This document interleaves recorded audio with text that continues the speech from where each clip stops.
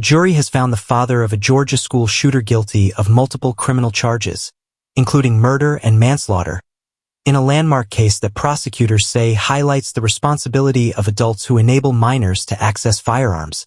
The verdict follows weeks of testimony examining how the teenager obtained the weapon used in the deadly school attack and whether his father played a role in making it accessible. The charges stem from a tragic shooting at a Georgia high school that left several students and staff members dead and others injured. Authorities said the teenage gunman carried out the attack during the school day, sending the campus into lockdown and triggering a massive law enforcement response. Investigators later determined that the firearm used in the shooting had been purchased by the teen's father. Prosecutors argued during the trial that the father knowingly allowed his son access to the weapon despite warning signs that the teenager posed a potential threat. Evidence presented in court included communications, school reports, and testimony suggesting the father had been alerted to troubling behavior prior to the shooting but failed to take sufficient precautions to secure the firearm. The defense contended that the father did not anticipate that his son would commit such a violent act and argued that holding a parent criminally responsible for a child's actions set a troubling precedent. Defense attorneys maintained that while the situation was tragic, the father did not intentionally contribute to the attack and should not be held liable for the shooter's decisions.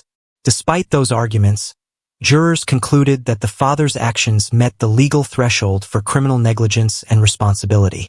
The guilty verdict includes counts of murder and involuntary manslaughter tied to the victims who died during the school shooting.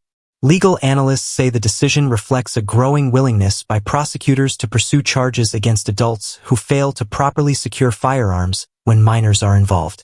The case has drawn national attention as one of the most significant prosecutions involving parental accountability in a school shooting. Advocates for gun safety say the ruling underscores the importance of responsible firearm storage, particularly when children or teenagers are present in the home. At the same time, critics warn that such cases raise complex legal and ethical questions about how far criminal liability should extend when a third party commits the violence.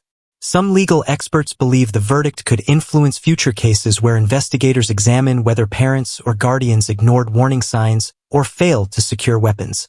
Sentencing for the father is expected in the coming weeks. Families of the victims have said they hope the verdict brings some measure of justice and accountability, though many emphasize that no court decision can undo the devastating loss caused by the shooting. As communities across the United States continue to grapple with school violence, the outcome of the Georgia case is likely to shape ongoing debates about gun ownership, parental responsibility, and preventative measures aimed at protecting students and school staff.